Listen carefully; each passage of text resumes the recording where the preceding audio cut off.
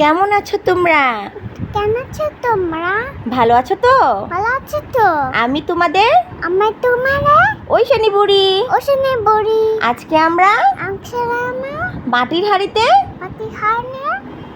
হাঁড়িতে মাংস রান্না করব। প্রথমে জিরা, তেজপাতা, এলাচ, দারচিনি দিব। তারপরে পেঁয়াজ দিব। পেঁয়াজটা ভালোভাবে ভাজা ভাজা করব। তারপরে রসুন, আদা দিয়ে দিব। তারপরে আমরা হলুদ মরিচ দিব, লবণ দিব স্বাদ মতো। তারপরে দেশি মুরগি দিয়ে দিব।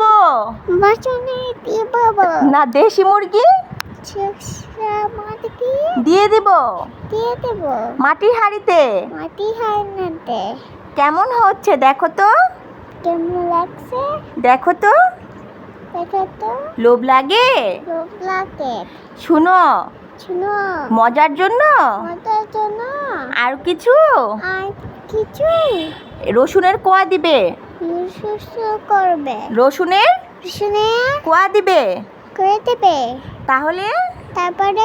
তাহলে অনেক মজা লাগবে।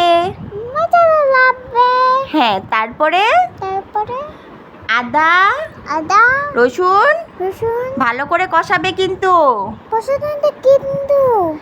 আর জিরা দিয়ে দিবে।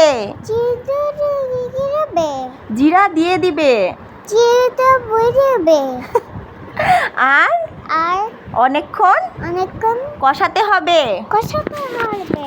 না হলে কিন্তু মাংস পোড়া লেগে যাবে।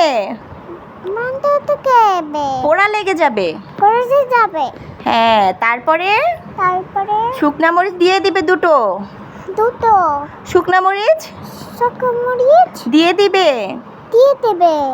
তাতে মাংসটা অনেক বেশি মজা হবে। আর মাটির হাঁড়িতে মাংস রান্না করলে মাংসর ঘ্রাণ আর মাংস অনেক বেশি মজা হয়। মাংস নরম হয়। দেখো, চিকেনগুলো গলে গেছে। এখন মজার জন্য আর ঘ্রাণের জন্য অল্প একটু লেবুর রস আর গরম মশলা দিয়ে দিবে। তাতে করে মাংসটার ঘ্রাণ অনেক সুন্দর হবে। আর আজকে কিন্তু ভিডিও টেনে দেখবে না।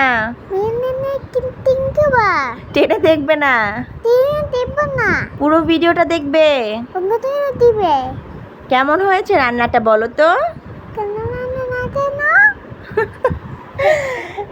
শুনেন, আজকে যে ভয়েসটা শুনতে পারলেন সেটা হচ্ছে আমাদের ঘরের ঐশানী। হ্যাঁ, এই যে বই নাও, বই পড়ো। সে বই পড়তে অনেক বেশি পছন্দ করে। তো আজকে যে রান্নাটা দেখলে সেটা হচ্ছে মাটির হাঁড়িতে মাংস রান্না করা।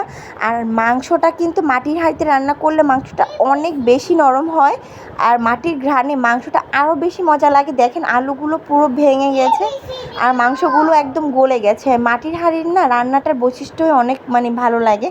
আর ঘ্রাণটার কথা কি বলবো, একদম লোভ লেগে যাচ্ছে। সবাই কিন্তু রান্না করে জানাবেন আজকে রান্নাটা কীরকম লাগলো। আর আমার ঐশানী বুড়ি কিন্তু আজকে ভয়েস দিয়েছে। আমার ঐশানী বুড়ির ভয়েসটা কীরকম লেগেছে জানাবেন কিন্তু। তো সবাই ভালো থাকবেন, সুস্থ থাকবেন আর রান্না করে জানাবেন। দেখা হবে নেক্সট কোনো ভিডিওতে। বিদায়।